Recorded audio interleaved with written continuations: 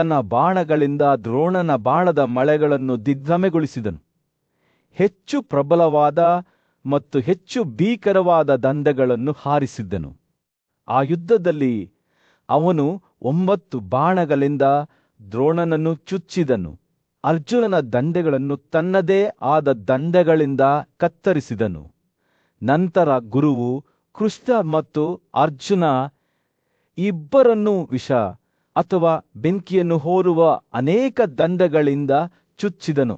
ಅರ್ಜುನನು ತನ್ನ ಬಾಣಗಳಿಂದ ದ್ರೋಣನ ಬಿಲ್ಲನ್ನು ಕತ್ತರಿಸುವ ಬಗ್ಗೆ ಯೋಚಿಸುತ್ತಿದ್ದಂತೆ ಯುದ್ಧವು ಉಲ್ಬಣಗೊಂಡಿತು. ಆದರೆ ದೊಡ್ಡ ಶೌರ್ಯವನ್ನು ಹೊಂದಿದ್ದ ದ್ರೋಣನು ನಿರ್ಭೀತರಾಗಿ ಮತ್ತು ತ್ವರಿತವಾಗಿ ಪ್ರಸಿದ್ಧ ಫಲ್ಗುನನ ಬಿಲ್ಲುದಾರವನ್ನು ಕತ್ತರಿಸಿದನು. ಅವನು ಫಲ್ಗುನನ ಕುದುರೆಗಳು ಮತ್ತು ಸ್ಟ್ಯಾಂಡರ್ಡ್ ಮತ್ತು ರಥವನ್ನು ಚುಚ್ಚಿದನು.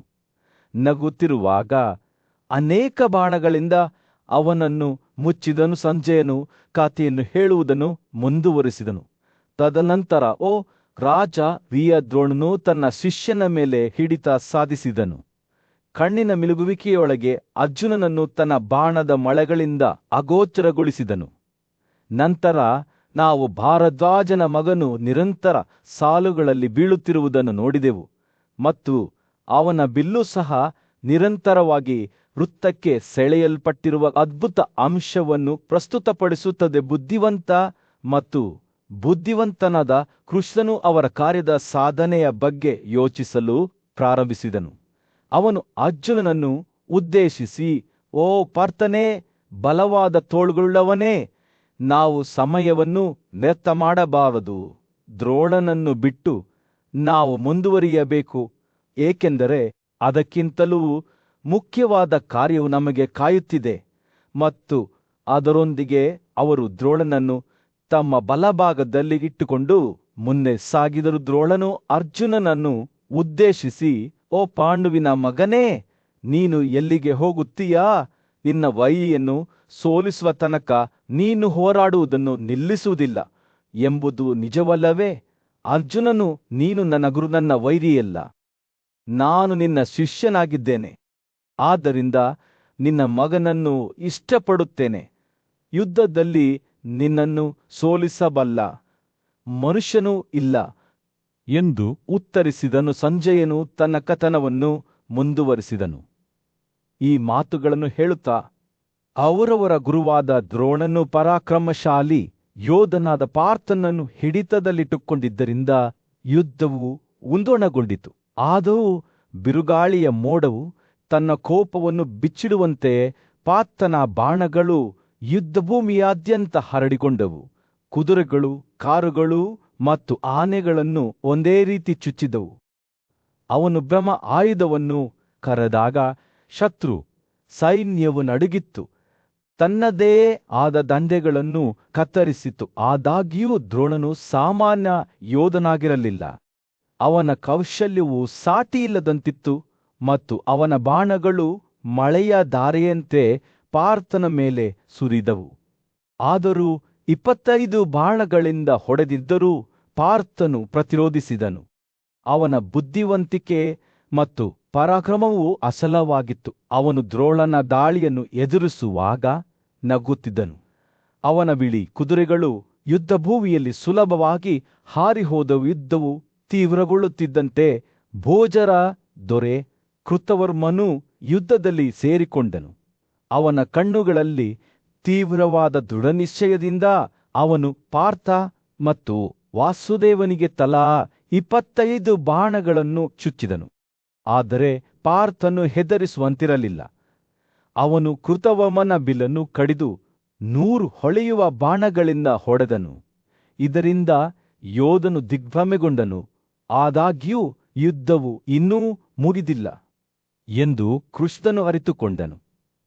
ಕೃತವರ್ಮನಿಗೆ ಯಾವುದೇ ಕರುಣೆ ತೋರಿಸಬೇಡಿ ಎಂದು ಆತ ಪಾರ್ಥನನ್ನು ಒತ್ತಾಯಿಸಿದನು. ಆದ್ದರಿಂದ ಹೊಸ ಹುರುಪಿನಿಂದ ಪಾರ್ಥನು ಭೋಜರ ಸೈನ್ಯವನ್ನು ಹತ್ಯೆಗೈದನು. ಅವನ ಬಾಣಗಳು ಶತ್ರುಗಳ ಶ್ರೇಣಿಯನ್ನು ಗೋಧಿಯ ಮೂಲಕ ಕುಡುಗೋಲಿನಂತೆ ಕತ್ತರಿಸುತ್ತಿದ್ದವು. ಏತನ್ಮಧ್ಯೆ ಇಬ್ಬರು ಪಂಚಾಲ ರಾಜಕುಮಾರರಾದ ಯುಧಮನ್ಯು ಮತ್ತು ಉತ್ತಮೌಜರು ಕೃತವರ್ಮನ ವಿರುದ್ಧ ಶೌರ್ಯದಿಂದ ಹೋರಾಡಿದರು. ಆದರೆ ಅವರ ಶೌರ್ಯದ ಹೊರತಾಗಿಯೂ ಅವರು ನುರಿತ ಯೋಧನಿಗೆ ಸರಿಸಾಟಿಯಾಗಲಿಲ್ಲ. ಅರ್ಜುನನ ಇನ್ನೊಂದು ಹೆಸರಾದ ವಿಭತ್ಸು ಈ ಯುದ್ಧಕ್ಕೆ ಸೇರಿದಾಗ ಮಾತ್ರ ಯುದ್ಧದ ಅಲೆಗಳು ಬದಲಾಗಲಾರಂಭಿಸಿದವು. ದಿನ ಕಳೆದಂತೆ ಹೆಚ್ಚಿನ ಯೋಧರು ಯುದ್ಧದಲ್ಲಿ ಸೇರಿದರು. ಕೆಚ್ಚೆದೆಯ ರಾಜನಾದ ಶ್ರುತಯುಧನು ತನ್ನ ದೊಡ್ಡ ಬಿಲ್ಲಿನೊಂದಿಗೆ ಪಾರ್ಥನತ್ತ ಧಾವಿಸಿದನು. ಆದರೆ ಶೀಘ್ರದಲ್ಲೇ ಪರಾಕ್ರಮಶಾಲಿ ಯೋಧರಿಂದ ಸೋಲಿಸಲ್ಪಟ್ಟನು. 90 ಬಾಣಗಳಿಂದ ಹೊಡೆದಿದ್ದರೂ ಶ್ರುತಯುಧನು ಶರಣಾಗಲು ನಿರಾಕರಿಸಿದನು ಮತ್ತು ಅವನ ದೃಷ್ಟಿಯಲ್ಲಿ ತೀವ್ರವಾದ ದೃಢ ನಿಶ್ಚಯದಿಂದ ತನ್ನ ವೀರಕೊಲ್ಲುವ ಗದೆಯನ್ನು ಜನಾರ್ದನನ ಮೇಲೆ ಎಸೆದನು. ಆದರೆ ನೀರಿನ ಒಡೆಯನು ಅಂತಹ ಕ್ರಿಯೆಗಳ ವಿರುದ್ಧ ಅವನನ್ನು ಎಚ್ಚರಿಸಿದ್ದನು. ಆದ್ದರಿಂದ ಗದೆಯು ಶ್ರುತಯುಧನ ಕಡೆಗೆ ಹಿಂತಿರುಗಿದಾಗ ಅದು ಕೃಶನನ್ನು ಅಲುಗಾಡಿಸಲು ವಿಫಲವಾಯಿತು. ಗಾಳಿಯು ಪರ್ವತವನ್ನು ಅಲುಗಾಡಿಸಲು ವಿಫಲವಾದಂತೆ ಆಗ ಪಾರ್ಥನ ಕೋಪಕ್ಕೆ ಯಾವುದೇ ಮಿತಿಯಿರಲಿಲ್ಲ. ಸಾವಿರಾರು ಬಾಣಗಳಿಂದ ಅವರು ಶ್ರುತಯುಧನನ್ನು ಪೀಡಿಸಿದನು ಮತ್ತು ಇನ್ನೂ 70ಗಳಿಂದ ಅವನು ತನ್ನ ಕುದುರೆಗಳನ್ನು ಮತ್ತು ರಥವನ್ನು ಕೊಂದು ಹಾಕಿದನು. ಯುದ್ಧವು ಉಲ್ಬಣಗೊಳ್ಳುತ್ತಿದ್ದಂತೆ ಸಮಯವು ಸ್ಥಗಿತಗೊಂಡಿದೆ ಎಂದು ತೋರುತ್ತಿತ್ತು. ಯೋಧರು ಎಡ ಮತ್ತು ಬಲಕ್ಕೆ ಬಿದ್ದರು. ಪಾರ್ಥನ ಬಾಣಗಳ ನಿರಂತರ ದಾಳಿಯಿಂದ ಅವರ ದೇಹಗಳು ಮುರಿದು ಬಿದ್ದವು ಮತ್ತು ಇನ್ನೂ ಅವ್ಯವಸ್ಥೆ ಮತ್ತು ವಿನಾಶದ ನಡುವೆ ಒಬ್ಬ ಯೋಧನು ಎತ್ತರವಾಗಿ ನಿಂತನು. ಅರ್ಜುನ ಪರಾಕ್ರಮಶಾಲಿ. ತೆರೆದುಕೊಳ್ಳುತ್ತಿದ್ದ ಆ ನಾಟಕವನ್ನು ಸಂಜಯನು ವಿಸ್ಮಯದಿಂದ ನೋಡುತ್ತಿದ್ದಂತೆಯೇ ಸೂರ್ಯನು ಯುದ್ಧಭೂಮಿಯಲ್ಲಿ ಮುಳುಗಿದನು. ಸುದಕ್ಷಿಣ ಮತ್ತು ಶ್ರುತಾಯುಧನ ಪತನವು ಕೌರವ ಸೈನ್ಯದ ಮೂಲಕ ಕ್ರೋಧದ ಅಲೆಗಳನ್ನು ಕಳುಹಿಸಿತು ಮತ್ತು ಈಗ ಅವರು ಬಿರುಗಾಳಿಯ ಚಂಡಮಾರುತದಂತೆ ಪಾರ್ಥನ ಮೇಲೆ ಇಳಿದರು. ಅಭಿಷಾಹಾರು, ಸುರಸೇನರು, ಶಿವಿಯರು ಮತ್ತು ವಾಸತಿಗಳು ಧನಂಜಯನ ಮೇಲೆ ತಮ್ಮ ಬಾಣಗಳನ್ನು ಸುರಿಸಿದರು. ಆದರೆ ಅವನು ಪ್ರತಿ ಹೊಡೆತದೊಂದಿಗೆ ತನ್ನ ಗಾಂಧೀವ ಬಿಲ್ಲು ಹಾಡುತ್ತಾ ದೃಢವಾಗಿ ನಿಂತಲ್ಲಿದ್ದವು. ಉಲ್ಬಣಗೊಳ್ಳುತ್ತಿದ್ದಂತೆ ಧನಂಜಯನ ಬಾಣಗಳು ಗೋಧಿ ದಾಳದ ಕತ್ತಿಯಂತೆ ಶತ್ರುಗಳ ಶ್ರೇಣಿಯನ್ನು ಭೇದಿಸಿದ್ದವು. ಒಂದೇ ಕ್ಷಣದಲ್ಲಿ 600 ಯೋಧರು ಬಿದ್ದರು ಮತ್ತು ಉಳಿದವರು ಭಯಭೀತರಾಗಿ ಓಡಿಹೋದರು. ಪಾರ್ಥನ ಕೋಪವನ್ನು ಎದುರಿಸಲು ತಮ್ಮ ಒಡನಾಡಿಗಳನ್ನು ತಿಳಿಸಿದರು. ಆದರೆ ಇಬ್ಬರು ಪ್ರಬಲ ಬಿಲ್ಲುಗಾರರಾದ ಶ್ರುತಾಯು ಮತ್ತು ಅಚ್ಯುತಯು ತಮ್ಮ ಪಡೆಗಳನ್ನು ಒಟ್ಟುಗೂಡಿಸಿ ಹೊಸ ಉಗ್ರತೆಯಿಂದ ಧನಂಜಯನ ಮೇಲೆ ಎಸೆದರು. ಅವರ ಬಾಣಗಳು ಕತ್ತಲೆಯ ಮೋಡದಂತೆ ಹಾರಿ ಮಾರಣಾಂತಿಕ ಮಂಜಿನಲ್ಲಿ ಅರ್ಜುನನನ್ನು ಕುಗ್ಗಿಸಿದವು. ಇಬ್ಬರು ಯೋಧರು ಹೊಡೆತಗಳನ್ನು ವಿನಿಮಯ ಮಾಡಿಕೊಳ್ಳುವಾಗ ಉಕ್ಕಿನ ಘರ್ಷಣೆ ಶಬ್ದವು ಗಾಳಿಯಲ್ಲಿ ಪ್ರತಿಧ್ವನಿಸಿತು. ಸೂರ್ಯನ ಬೆಳಕಿನಲ್ಲಿ ಅವರ ಈಟಿಗಳು ಮಿನುಗುತ್ತಿದ್ದವು. ಪಾರ್ಥನ ಕಾರು ಬಾಣಗಳ ಸಂಪೂರ್ಣ ತೂಕದಿಂದ ಮುಳುಗಿತು. ಆದರೆ ಅವನು ತನ್ನ ಆತ್ಮವನ್ನು ಮುರಿಯದೆ ಬಿಟ್ಟುಕೊಡಲು ನಿರಾಕರಿಸಿದನು. ಯುದ್ಧವು ತನ್ನ ಪರಾಕಾಷ್ಠೆಯನ್ನು ತಲುಪುತ್ತಿದ್ದಂತೆ ಧನಂಜಯನ ನಿರಂತರ ಬಾಣದ ಮಳೆಗಳಿಂದಾಗಿ ಅವರ ತೋಳುಗಳು ಮತ್ತು ತಲೆಗಳು ಕಡಿದು ಹೋಗಿ ಶ್ರುತಾಯು ಮತ್ತು ಅಚ್ಯುತಾಯು ಸತ್ತರು. ಅವರ ಪುತ್ರರಾದ ನಿಯತಾಯು ಮತ್ತು ದೇಕಾಯುವು ಕೋಪದಿಂದ ಮುಂದೆ ಧಾವಿಸಿದರು. ಆದರೆ ಅರ್ಜುನನು ಗಾಬರಿಯಾಗಲಿಲ್ಲ. ಅವನ ಗಾಂಧೀವನ ಬಿಲ್ಲು ಪ್ರಾಣಾಂತಿಕ ನಿಖಲತೆಯಿಂದ ಶಾಸ್ತ್ರಕ್ತ ನಂತರ ಗುಂಡು ಹಾರಿಸಿತು. ಕೌರವರ ಸೈನ್ಯವು ಅಂತ್ಯವಿಲ್ಲದಂತಿತ್ತು. ಆದರೆ ಪಾರ್ಥನು ಬೆಣ್ಣೆಯ ಮೂಲಕ ಬಿಸಿಯಾದ ಚಾಕಿಯಂತೆ ಅವರ ಶ್ರೇಣಿಯನ್ನು ಭೇದಿಸಿದನು. ಸಾವಿರಾರು ತರಬೇತಿ ಪಡೆದ ಆನೆ ಸವಾರರು ಅವನನ್ನು ಸುತ್ತುವರೆದರು. ಆದರೆ ಅವನು ಅವರನ್ನು ಸುಲಭವಾಗಿ ಹೊಡೆದನು. ಅವರ ಕಾಂಡಗಳು ಮತ್ತು ದಂತಗಳು ಅವನ ಬಾಣಗಳಿಂದ ಛಿದ್ರಗೊಂಡವು. ಬಿದ್ದ ಯೋಧರ ದೇಹಗಳಿಂದ ಮೈದಾನವು ಚೆಲ್ಲಾಪಿಲ್ಲಿಯಾಗಿತ್ತು. ಅವರ ರಕ್ಷಾಕವಚವು ಸೂರ್ಯನ ಬೆಳಕಿನಲ್ಲಿ ಚಿನ್ನದ ಕಲ್ಲುಗಳಂತೆ ಮಿನುಗುತ್ತಿತ್ತು. ಹತ್ಯಾಕಾಂಡವು ತನ್ನ ಉತ್ತುಂಗವನ್ನು ತಲುಪುತ್ತಿದ್ದಂತೆ ಯುದ್ಧಭೂಮಿಯಾದ್ಯಂತ ರಕ್ತದ ನದಿಯು ಹರಿಯಿತು. ಅದರ ಕಟ್ಟೆಗಳು ಕೊಲ್ಲಲ್ಪಟ್ಟ ಪಾದಚಾರಿ ಸೈನಿಕರು, ಕುದುರೆಗಳು, ಕಾರುಗಳು ಮತ್ತು ಆನೆಗಳಿಂದ ಕೂಡಿತ್ತು. ಬಾಣಗಳ ಮಳೆಯಂತೆ ಸುರಿಯಿತು. ಆದರೆ ಹೋರಾಟಗಾರರ ಕೂದಲುಗಳು ನೆಲದ ಮೇಲೆ ಸಿಕ್ಕಿಬಿದ್ದ ಚಾಪೆಯನ್ನು ರೂಪಿಸಿದವು. ಮೇಲ್ಮೈಯಲ್ಲಿ ತೇಲುತ್ತಿದ್ದ ಯೋಧರ ತೋಳುಗಳಿಂದ ಬೆರಳುಗಳು ಕತ್ತರಿಸಲ್ಪಟ್ಟವು. ನದಿಯ ಭೀಕರ ಸೌಂದರ್ಯವನ್ನು ಹೆಚ್ಚಿಸಿದ ಯುದ್ಧವು ಉಲ್ಬಣಗೊಳ್ಳುತ್ತಿದ್ದಂತೆ ಭೂಮಿಯೇ ನಡುಗುತ್ತಿತ್ತು. ಉಕ್ಕಿನ ಘರ್ಷಣೆ ಮತ್ತು ಗಾಯಗೊಂಡವರ ಕಿರುಚಾಟದಿಂದ ಒಡೆದ ವಾಸ್ತವದ ಬಟ್ಟೆಯೇ ಮತ್ತು ಅದರ ಮಧ್ಯದಲ್ಲಿ ಧನಂಜಯನು ಎತ್ತರವಾಗಿ ನಿಂತನು. ಅವನ ಗಾಂಧೀವ ಬಿಲ್ಲು ಪ್ರತಿ ಹೊಡೆತದೊಂದಿಗೆ ಹಾಡುತ್ತಿತ್ತು. ಉರಿಸಿಕೊಳ್ಳಲಾಗದ ಹತ್ಯಾಕಾಂಡದ ಎದುರಿನಲ್ಲಿ ಅವನ ಆತ್ಮವು ಮುರಿಯಲಿಲ್ಲ. ಸೂರ್ಯನು ಮುಳುಗಲು ಪ್ರಾರಂಭಿಸಿದಾಗ ಯುದ್ಧಭೂಮಿಯ ಮೇಲೆ ಚಿನ್ನದ ಹೊಳಪನ್ನು ಬೀಸಿದ ಸಂಜೆ ಅವರ ಧ್ವನಿಯು ಒಂದೇ ಪದವನ್ನು ಪಿಸುಗುಟ್ಟಿತ್ತು. ಅದ್ಭುತ! ಏಕೆಂದರೆ ಆ ಕ್ಷಣದಲ್ಲಿ ಅವರು ಯುದ್ಧದ ನಿಜವಾದ ಅರ್ಥವನ್ನು ನೋಡಿದರು. ಒಂದು ನೃತ್ಯ. ಧೃತರಾಷ್ಟ್ರನ ಮರನಾದ ದುರ್ಯೋಧನನು ತನ್ನ ರಥದ ಮೇಲೆ ಕುಳಿತು ಅವನ ಕಣ್ಣುಗಳು ಪಾಂಡುವಿನ ಮಗನಾದ ಅರ್ಜುನನ ಮೇಲೆ ನಿಂತಾಗ ಸೂರ್ಯನು ಯುದ್ಧಭೂಮಿಯಲ್ಲಿ ಮುಳುಗಿದನು. ಅವನ ಸಾರಥಿಯಾದ ಸಂಜಯನು ಅವನ ಪಕ್ಕದಲ್ಲಿ ನಿಂತು ಅವರು ಯುದ್ಧವನ್ನು ಸಮೀಪಿಸುತ್ತಿದ್ದಂತೆ ಎಚ್ಚರಿಕೆಯಿಂದ ಕೂಗಿದನು, ನನ್ನ ರಾಜನೇ, ನಿನ್ನ ಸುರಕ್ಷತೆಯ ಬಗ್ಗೆ ನನಗೆ ಭಯವಿದೆ. ಏಕೆಂದರೆ ಅರ್ಜುನನು ಇತರ ಎಲ್ಲ ಯೋಧರಿಗಿಂತ ಭಿನ್ನವಾದ ಯೋಧನಾಗಿದ್ದಾನೆ. ಅವನು ಈಗಾಗಲೇ ದ್ರೋಣನ ಭಾಗಗಳನ್ನು ಮತ್ತು ಭೋಜರನ್ನು ಸೋಲಿಸಿದ್ದಾನೆ ಮತ್ತು ಯುದ್ಧದಲ್ಲಿ ಅವನ ಪರಾಕ್ರಮವು ಸಾಟಿಯಿಲ್ಲ ಎಂದು ಸಂಜಯನು ಹೇಳಿದನು. ದುರ್ಯೋಧನನು ತನ್ನ ಮುಂದಿರುವ ಹತ್ಯಾಕಾಂಡವನ್ನು ನೋಡುತ್ತಿರುವಾಗ ಅವನ ಮುಖವು ದೃಢನಿಶ್ಚಯದಿಂದ ತಿರುಗಿತು. ಅವನ ಸೈನ್ಯವು ಛಿದ್ರವಾಯಿತು ಮತ್ತು ಅವನ ಸೈನಿಕರು ಎಲ್ಲಾ ದಿಕ್ಕುಗಳಿಂದಲೂ ಓಡಿಹೋಗುತ್ತಿದ್ದರು. ನಾನು ಓಡಿಹೋಗುವುದಿಲ್ಲ. ಅವನು ಸಂಜಯನಿಗೆ ಘೋಷಿಸಿದನು, ನಾನೇ ಅರ್ಜುನನನ್ನು ಎದುರಿಸಬೇಕಾಗಿದೆ. ನನಗೆ ವಿಜಯದ ಭರವಸೆ ನೀಡಿದ ದ್ರೋಣನಿಂದ ನಾನು ಮೋಸ ಹೋಗಿದ್ದೇನೆ. ಆದರೆ ಈಗ ಪಾಂಡವರ ಕಲ್ಯಾಣದ ಬಗ್ಗೆ ಹೆಚ್ಚು ಕಾಳಜಿ ತೋರುತ್ತಿದೆ. ಸಂಜಯನು ತನ್ನ ರಾಜನೊಂದಿಗೆ ತರ್ಕಿಸಲು ಪ್ರಯತ್ನಿಸಿದನು. ಆದರೆ ದುರ್ಯೋಧನನು ದೃಢನಿಶ್ಚಯವನ್ನು ಹೊಂದಿದ್ದನು. ತನ್ನನ್ನು ಅರ್ಜುನನ ಹತ್ತಿರಕ್ಕೆ ಕರೆದೊಯ್ಯುವಂತೆ ಅವನು ಸಂಜಯನನ್ನು ಒತ್ತಾಯಿಸಿದನು.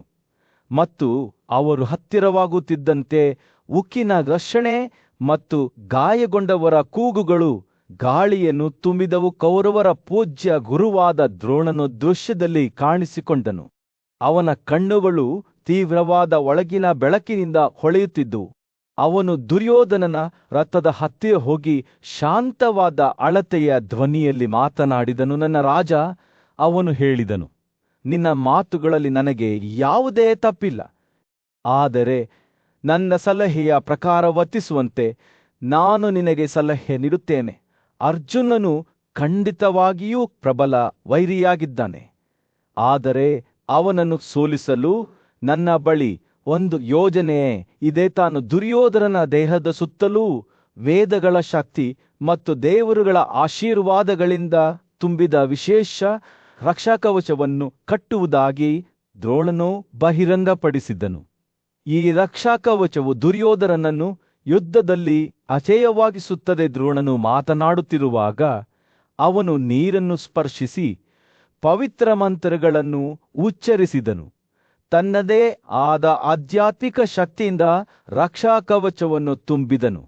ದುರ್ಯೋಧನನ ದೇಹದ ಮೇಲೆ ರಕ್ಷಾಕವಚವು ಹೊಳೆಯುತ್ತಿರುವುದನ್ನು ಸಂಜಯನು ವಿಸ್ಮಯದಿಂದ ನೋಡಿದನು. ಇದೊಂದು ಅದ್ಭುತವಾದ ಸಂಗತಿ. ಸಂಜಯ್ ಉಸಿರಾಡಿದ, ಹೇ ರಾಜನೇ, ದ್ರೋಣನು ನಿಜವಾಗಿಯೂ ನಿನ್ನ ದೇಹದ ಸುತ್ತ ಚಿನ್ನದ ರಕ್ಷಾಕವಚವನ್ನು ಕಟ್ಟಿಕೊಂಡಿದ್ದಾನೆ. ದ್ರೋಣನು ಕರುಣೆಯಿಂದ ಮುಗುಳ್ನಕ್ಕು ದುರ್ಯೋಧನನ ಮೇಲೆ ಆಶೀರ್ವಾದದ ಮಾತುಗಳನ್ನು ನುಡಿದನು.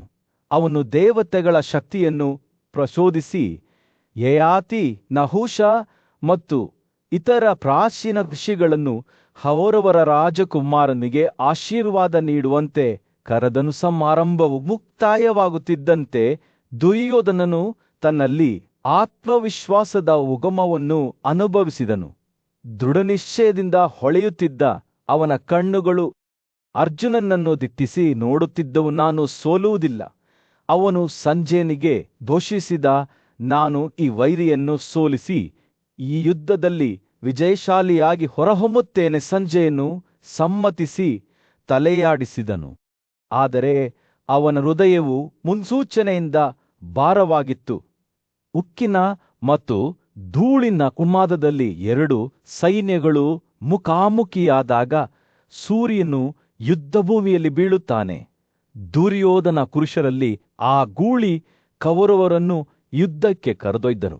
ಆದರೆ ಶೀಘ್ರದಲ್ಲೇ ಅವನು ಪಾಂಡವರ ವಿರುದ್ಧ ಅವರ ನಿಷ್ಠಾವಂತ ಮಿತ್ರರಾದ ಸೋಮಕರೊಂದಿಗೆ ಮುಖಾಮುಖಿಯಾಗುವುದನ್ನು ಕಂಡನು. ಯುದ್ಧವು ಉಲ್ಬಣಗೊಳ್ಳುತ್ತಿದ್ದಂತೆ ಎರಡು ಸೇನೆಗಳ ನಡುವೆ ಹೊಡೆದಾಟವನ್ನು ಸಂಜಯ್ ಉಸಿರು ಬಿಗಿ ಹಿಡಿದು ನೋಡಿದರು.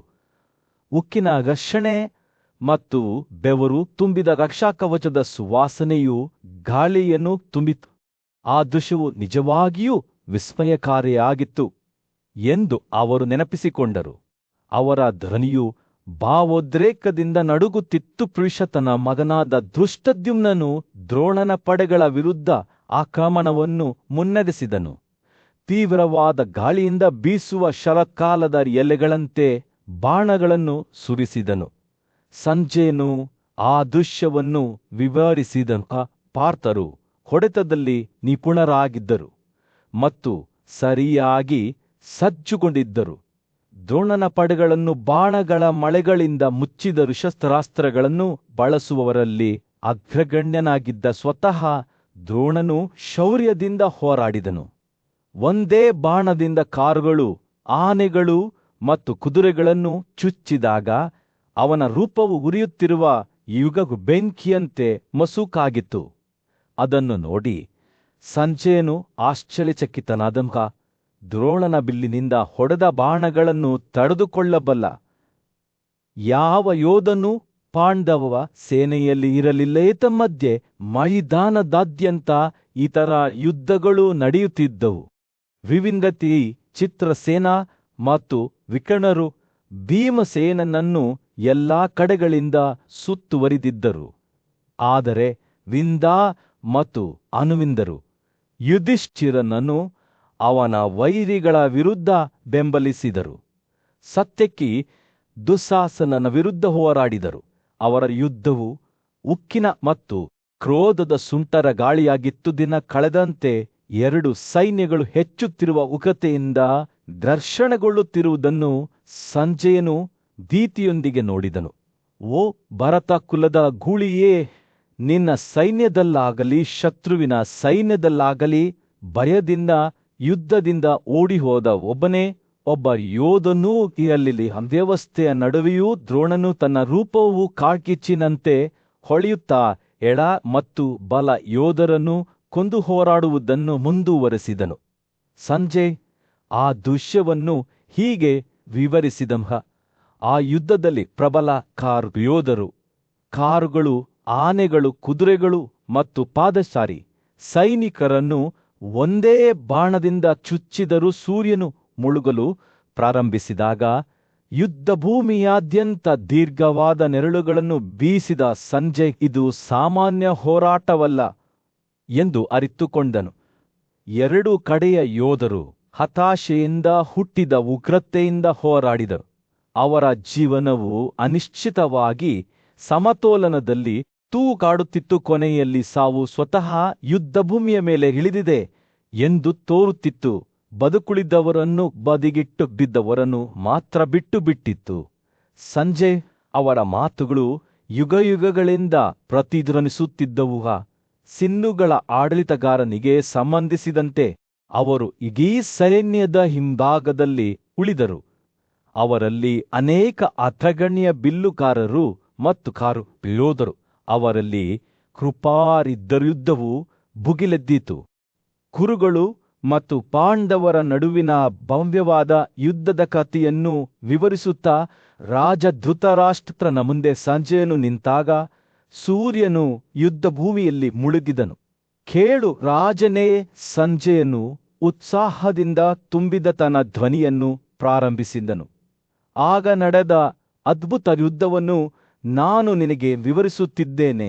ಅವನು ಮಾತನಾಡುತ್ತಿರುವಾಗ ಆ ದೃಶ್ಯವು ಅವರ ಕಣ್ಣುಗಳ ಮುಂದೆ ಒಂದು ಎದ್ದು ಕಾಣುವ ವರ್ಣಚಿತ್ರದಂತೆ ತೆರೆದುಕೊಂಡಿತು.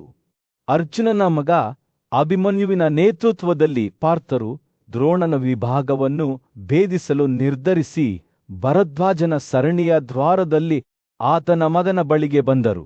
ದ್ರೋಣನು ತನ್ನ ಪಡೆಗಳೊಂದಿಗೆ ತನ್ನ ಸೈನ್ಯಕ್ಕೆ ವೈಭವ ಮತ್ತು ರಕ್ಷಣೆಯನ್ನು ಕೋರಿ ಅವರೊಂದಿಗೆ ತೀವ್ರವಾಗಿ ಹೋರಾಡಿದನೇತನದ್ದೇ ಧೃತರಾಷ್ಟ್ರನ ಮಗ ದುಶ್ಯಾಸನನಿಗೆ ತಮ್ಮ ಕೋಪ ಮತ್ತು ನಿಷ್ಠೆಯಿಂದ ಉತ್ತೇಜಿಸಲ್ಪಟ್ಟ ಅವಂತಿಯ ವಿಂದ ಮತ್ತು ಅನುವಿಂದ ವಿರಾಟನನ್ನು 10 ವೇಗದ ದಂಡೆಗಳಿಂದ ಹೊಡೆದರು.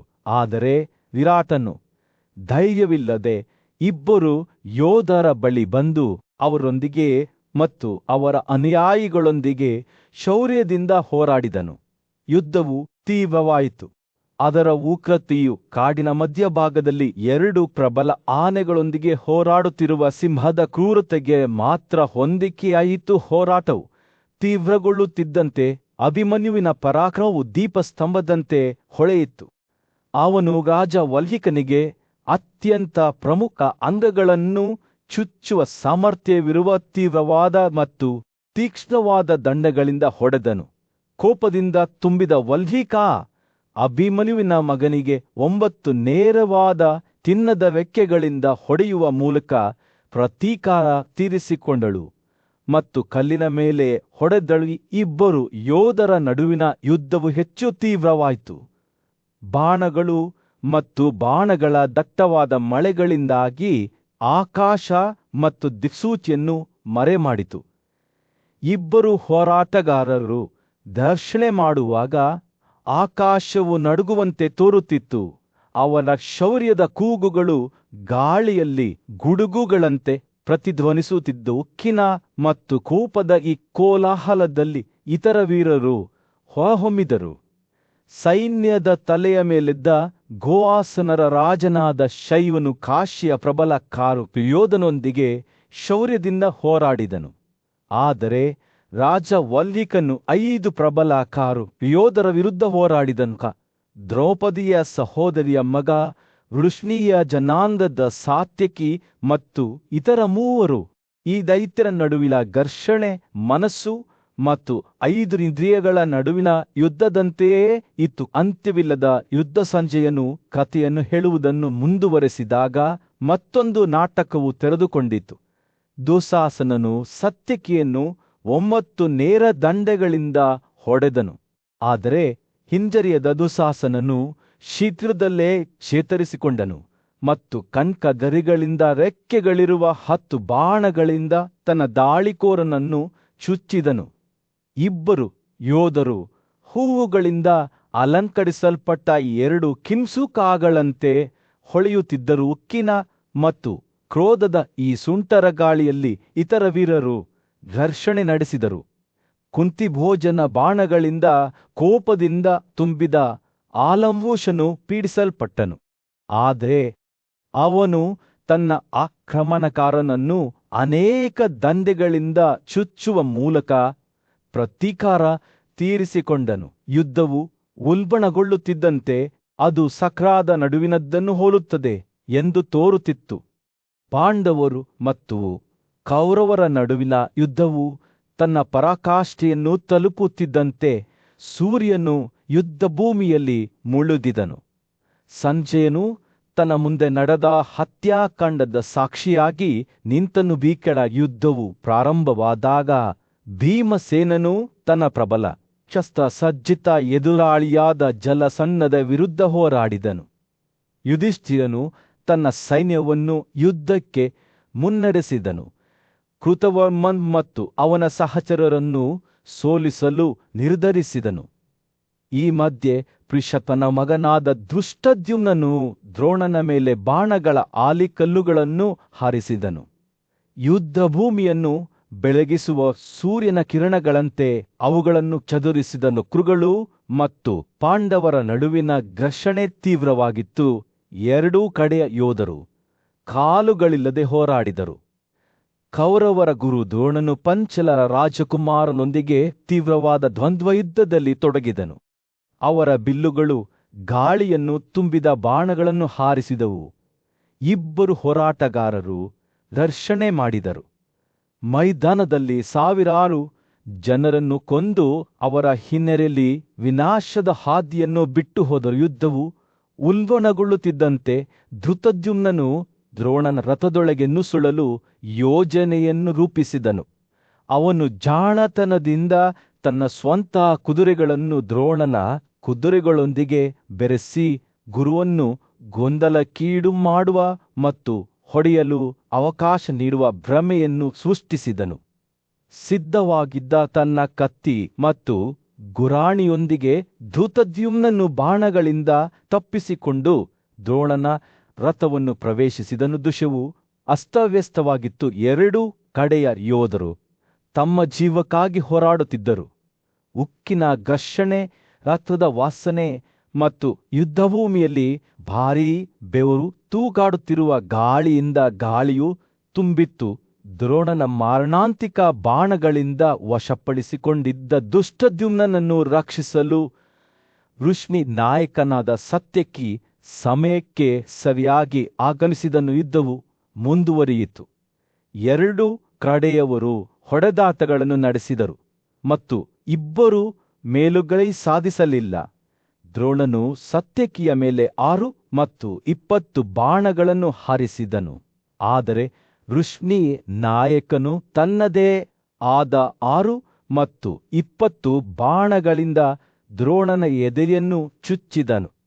ಪಾಂಚಾಲ ಯೋಧರು ಸತ್ಯಕಿಯ ಶೌರ್ಯದಿಂದ ಪ್ರೇರಿತರಾಗಿ ಅವನ ಕಡೆಗೆ ಒಟ್ಟುಗೂಡಿ ತ್ವರಿತವಾಗಿ ಧೃಷ್ಟದ್ಯುಮ್ನನನ್ನು ಯುದ್ಧದಿಂದ ಹಿಂತೆಗೆದುಕೊಂಡರು. ಧೂಳು ತುಂಬಿದಂತೆ ಸಂಜಯನು ಯುದ್ಧದ ಉಗ್ರತೆಯನ್ನು ಪ್ರತಿಬಿಂಬಿಸಿದನು.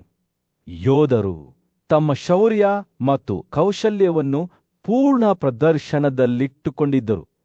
ಫಲಿತಾಂಶವು ಇನ್ನೂ ಅನಿಶ್ಚಿತವಾಗಿದ್ದರೂ ಒಂದು ವಿಷಯ ಸ್ಪಷ್ಟವಾಗಿತ್ತು: ಪಾಂಡವರು ಮತ್ತು ಕೌರವರ ನಡುವಿನ ಈ ಮಹಾಕಾವ್ಯದ ಹೋರಾಟದಲ್ಲಿ ಯಾರು ವಿಜಯಶಾಲಿಯಾಗುತ್ತಾರೆ ಎಂಬುದನ್ನು ಕಾಲವೇ ಬಹಿರಂಗಪಡಿಸುತ್ತದೆ. ಪ್ರಸಿದ್ಧ ಶಿಕ್ಷಕ ಮತ್ತು ಯೋಧ ದ್ರೋಣನು ತನ್ನ ಕಣ್ಣಿನಲ್ಲಿ ತೀವ್ರವಾದ ಹೊಳಪನ್ನು ಹೊಂದಿಸಿನಿಯ ಮೊಮ್ಮಗನಾದ ಯುಯುಧನನನ್ನು ನೋಡುತ್ತಿದ್ದಾಗ ಸೂರ್ಯನು ಯುದ್ಧಭೂಮಿಯಲ್ಲಿ ಬೀಳುತ್ತಾನೆ. ಧೃತರಾಷ್ಟ್ರನ ಮಗ, ಕುರುಡ ರಾಜ, ಇಬ್ಬರು ಶ್ರೇಷ್ಠ ಯೋಧರು ಘರ್ಷಣೆ ನಡೆಸಿದ ಆ ದುರಂತದ ದಿನದ ಕಥೆಯನ್ನು ವಿವರಿಸಲು ಸಂಜಯನನ್ನು ಕೇಳಿದ್ದನು. ಸಂಜಯನು ತನ್ನ ಕಥೆಯನ್ನು ಪ್ರಾರಂಭಿಸಿ ದ್ರೋಣನನ್ನು ಸುರುಳಿಯಾದ ಮತ್ತು ಹೊಡೆಯಲು ಸಿದ್ಧವಾದ ಬೆಂಕಿಯಲ್ಲಿ ತಾಮ್ರದಂತೆ ಕೋಪದಿಂದ ಹೊತ್ತಿ ಉರಿಯುತ್ತಿರುವ ಪ್ರಬಲ ಹಾವು ಎಂದು ವಿವರಿಸಿದ್ದನು. ಅವನ ಬಿಲ್ಲು ಬಿಗಿಯಾಗಿ ಎಳೆಯಲ್ಪಟ್ಟಿತ್ತು. ಅವನ ಬಾಣಗಳು ತೀಕ್ಷ್ಣವಾಗಿದ್ದವು ಮತ್ತು ಮಾರಣಾಂತಿಕವಾಗಿದ್ದವು ಮತ್ತು ಅವನ ಕುದುರೆಗಳು ಕೆಂಪು ಮತ್ತು ಚುರುಕಾಗಿದ್ದವು. ಅವುಗಳ ಕಾಲುಗಳು ಭೂಮಿಯ ಮೇಲೆ ಲಯಬದ್ಧವಾಗಿ ಬಡಿದವು. ಸಂಜಯ್ ಮಾತನಾಡುತ್ತಿದ್ದಂತೆಯೇ ಆ ದೃಶ್ಯವು ನಮ್ಮ ಮುಂದೆ ತೆರೆದುಕೊಂಡಿತ್ತು. ದ್ರೋಣನ ಎದುರಾಳಿಯಾದ ಯುಯುಧನನು ತನ್ನ ಸಾರಥಿಯ ಮಾತುಗಳನ್ನು ಶ್ರದ್ಧೆಯಿಂದ ಆಲಿಸಿದನು. ಅವನ ಕಣ್ಣುಗಳು ಸಮೀಪಿಸುತ್ತಿರುವ ಶತ್ರುವಿನ ಮೇಲೆ ನಿಂತವು. ವೇಗವಾಗಿ ಮತ್ತು ಸಂತೋಷದಿಂದ ಮುಂದುವರಿಯಿರಿ ಎಂದು ಅವನು ಹೇಳಿದನು. ಅವನ ಧ್ವನಿಯು ಸ್ಥಿರವಾಗಿತ್ತು ಮತ್ತು ಶಾಂತವಾಗಿತ್ತು. ಅವನು ತನ್ನ ಕುದುರೆಗಳನ್ನು ಮುಂದಕ್ಕೆ ತಳ್ಳಿದನು. ಈ ಇಬ್ಬರು ಯೋಧರು ಒಬ್ಬರಿಗೊಬ್ಬರು ಎದುರಾಳಿಗಳಾಗಿದ್ದರು. ಅವರ ಬಿಲ್ಲುಗಳು ಒಗ್ಗಟ್ಟಿನಿಂದ ಹಾಡುತ್ತಿದ್ದವು. ಅವರು ಬಾಣದ ಮೇಲೆ ಬಾಣವನ್ನು ಹಾರಿಸಿದರು. ಗಾಳಿಯು ದಂಡಗಳ ಗುಡುಗುಗಳಿಂದ ತುಂಬಿತ್ತು. ಉಕ್ಕಿನ ಮೇಲೆ ಉಕ್ಕಿನ ಘರ್ಷಣೆ ಮತ್ತು ಭೂಮಿಯ ಮೇಲೆ ಬಡಿದುಕೊಳ್ಳುವ ಗೊರಸುಗಳ ಗುಡುಗು. ಇದು ಯುಗಯುಗಗಳ ಯುದ್ಧವಾಗಿತ್ತು. ಇದು ಮುಂದಿನ ಪೀಳಿಗೆಗೆ ನೆನಪಿನಲ್ಲಿ ಉಳಿಯುತ್ತದೆ. ಹೋರಾಟಗಾರರು ಘರ್ಷಣೆ ಮಾಡುವಾಗ ವಾಸ್ತವದ ಬಟ್ಟೆಯು ಅವರ ಸುತ್ತಲೂ ಬಾಗಿದಂತೆ ತೋರುತ್ತಿತ್ತು. ಸೂರ್ಯನು ಮೋಡಗಳ ಮುಸುಕು ಹಿನ್ನೆ ತನ್ನ ಮುಖವನ್ನು ಮರೆಮಾಡಿಕೊಂಡನು. ಗಾಳಿ ಬೀಸುವುದು ನಿಂತು ಹೋಯಿತು ಮತ್ತು ಯುದ್ಧ ಭೂಮಿಯ ಮೇಲೆ ದಟ್ಟವಾದ ಕತ್ತಲೆ ಬಿದ್ದಿತು. ಆದರೂ ಇಬ್ಬರು ಯೋಧರು ಹೋರಾಡಿದರು, ಪರಸ್ಪರ ಬಾಣಗಳನ್ನು ಸುರಿಸುತ್ತಾ. ಅವರ ಬಿಲ್ಲುಗಳು ಎಂದಿಗೂ ಕುಸಿಯಲಿಲ್ಲ. ಮತ್ತು ಪಾಂಡವರ ಆತಿಥೇಯರು ಮನುಷ್ಯರಲ್ಲಿದ್ದ 2 ಗೂಳಿಗಳು ಪರಸ್ಪರರ ಮೇಲೆ ಹರಿದಾಡುತ್ತಿರುವುದನ್ನು, ಅವುಗಳ ಕುದುರೆಗಳು ಮತ್ತು ರಥಗಳು ಚಿನ್ನದ ರೆಕ್ಕೆಗಳ ದಂಡೆಗಳಿಂದ ಚುಚ್ಚುತ್ತಿರುವುದನ್ನು ವಿಸ್ಮಯದಿಂದ ನೋಡುತ್ತಿದ್ದರು. ಗಾಳಿಯು ರಕ್ತ ಮತ್ತು ಬೆವರಿನ ಸುವಾಸನೆಯಿಂದ ತುಂಬಿತ್ತು ಮತ್ತು ಅವುಗಳ ಪಾದಗಳ ಕೆಳಗೆ ಭೂಮಿಯೇ ನಡುಗುತ್ತಿತ್ತು. ಯುದ್ಧವು ಉಲ್ಬಣಗೊಳ್ಳುತ್ತಿದ್ದಂತೆ ದ್ರೋಣ ಮತ್ತು ಯುಯುಧನನು ಹೊಡೆತಕ್ಕೆ ಹೊಡೆತವನ್ನು ವಿನಿಮಯ ಮಾಡಿಕೊಂಡರು. ಇಬ್ಬರು ಮೇಲುಗೈ ಸಾಧಿಸಲಿಲ್ಲ. ಆದರೆ ನಂತರ ಮಿಂಚಿನ ಬೆಳಕಿನಲ್ಲಿ ಸಾತ್ಯಕಿಯ ಪ್ರಬಲ ದಂಡಗಳು ದ್ರೋಣನ ರಕ್ಷಣೆಯನ್ನು ಭೇದಿಸಿ ಪದೇ ಪದೇ ಹೊಡೆದವು. ಗುರುವಿನ ಬಿಲ್ಲು ಛಿದ್ರವಾಯಿತು, ಅವನ ಬಾಣಗಳು ಮುರಿದು ಹೋದವು. ಆದರೂ ಅವನು ಶರಣಾಗಲು ನಿರಾಕರಿಸಿದನು. ದೇವತೆಗಳೇ ಸ್ವತಃ ನೋಡುತ್ತಿದ್ದರು. ಅವರ ಮುಖಗಳು ವಿಸ್ಮಯದಿಂದ ತುಂಬಿದವು. ಅವರು ಯುಯುಧನನ ಅತಿಮಾನುಷ ಸಾಹಸಗಳನ್ನು ನೋಡುತ್ತಿದ್ದರು. ಮಹಾನ್ ಶಿಕ್ಷಕನಾದ ದ್ರೋಣನೂ ಸಹ ಆ ಯುವ ಯೋಧನ ಪರಾಕ್ರಮದಿಂದ ಪ್ರಭಾವಿತನಾಗಿದ್ದನು ಮತ್ತು ಅವನು ಮಾನಸಿಕವಾಗಿ ಸಾತ್ಯಕಿಯ ಕೌಶಲ್ಯ ಮತ್ತು ಶೌರ್ಯವನ್ನು ಶ್ಲಾಘಿಸಿದನು. ಯುದ್ಧವು ತನ್ನ ಪರಾಕಾಷ್ಠೆಯನ್ನು ತಲುಪುತ್ತಿದ್ದಂತೆ ದ್ರೋಣನು ತನ್ನ ವೈರಿಯನ್ನು ನಾಶ ಮಾಡಲು ಆಕಾಶದ ಶಸ್ತ್ರಾಸ್ತ್ರಗಳನ್ನು ಪ್ರಯೋಗಿಸಿದನು.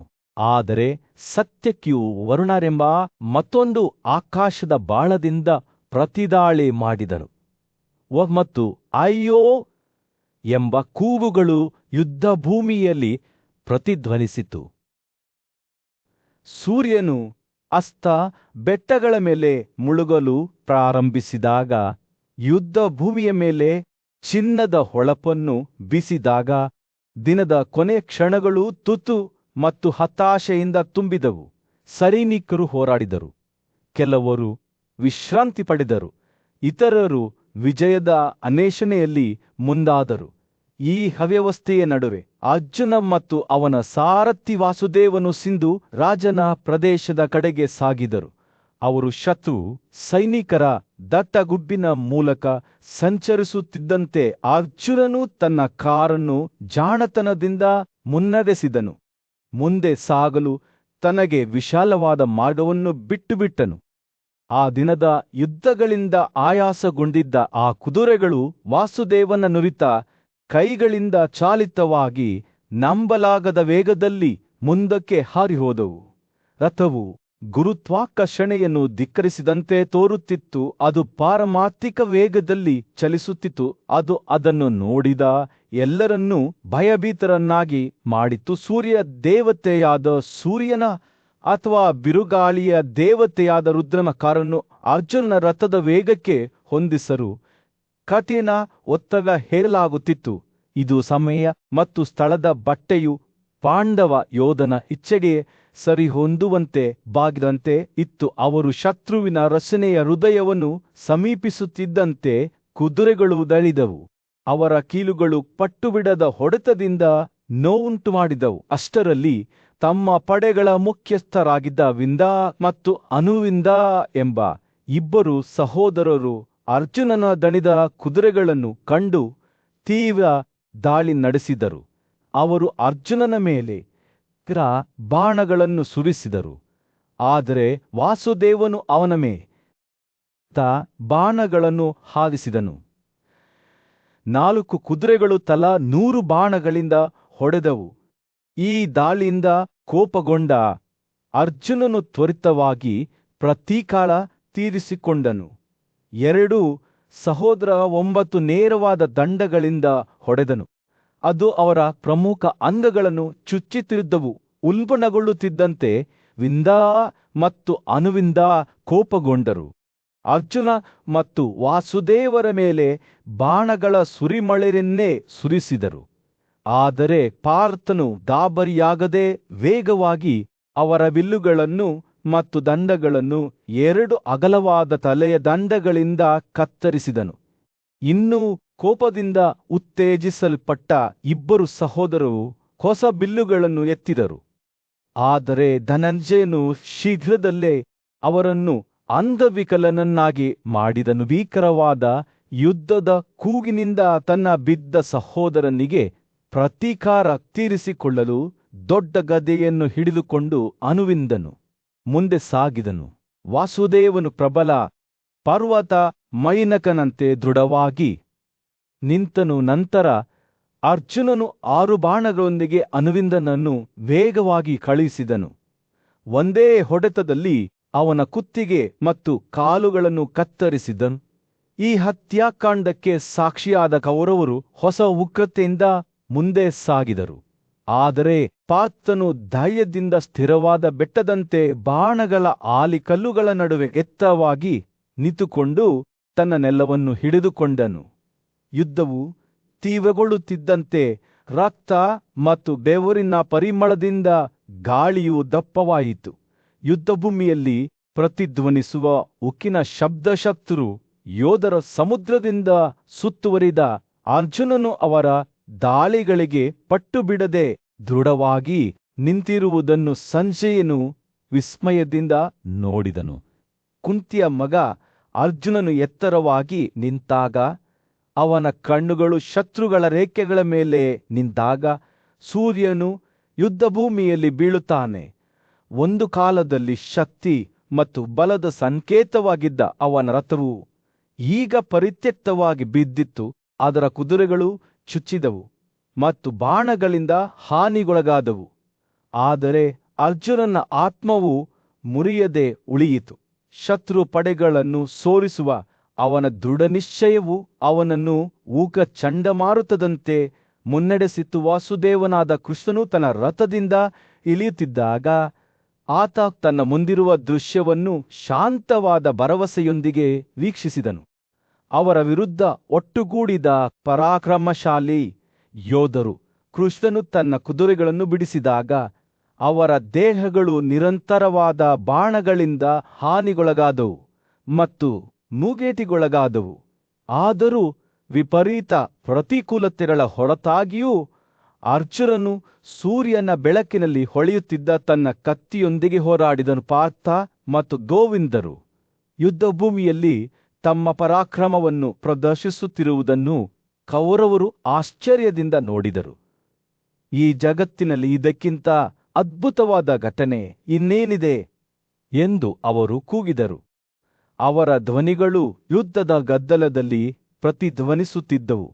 ಅಂಚೆ ಬಟ್ಟೆ ಧರಿಸಿ ಒಂದೇ ರಥದಲ್ಲಿ ಸವಾರಿ ಮಾಡುತ್ತಿರುವ ಇಬ್ಬರು ಯೋಧರು ತಮ್ಮ ಪಡೆಗಳನ್ನು ಇಷ್ಟು ಸುಲಭವಾಗಿ ಮತ್ತು ನಿಖರತೆಯಿಂದ ಕೊಲ್ಲುವುದನ್ನು ಅವರು ಹಿಂದೆಂದೂ ನೋಡಿರಲಿಲ್ಲೆಂದೆಂದಿಗೂ ನುರಿದ ಕುದುರೆ ಸವಾರನಾಗಿದ್ದ ಕೃಷ್ಣನು ತನ್ನ ಕುದುರೆಗಳನ್ನು ನೋಡಿಕೊಂಡು ಅವುಗಳ ಬಾಣಗಳನ್ನು ಹೊರತೆಗೆದು ಅವುಗಳನ್ನು ತನ್ನ ಕೈಗಳಿಂದಲೇ ಉಜ್ಜುತ್ತಿದ್ದನು. ಅವನು ಅವುಗಳನ್ನು ಹತ್ತಿರದ ತೊರೆಗಳಿಂದ ಕುಡಿಯುವಂತೆ ಮಾಡಿದನು.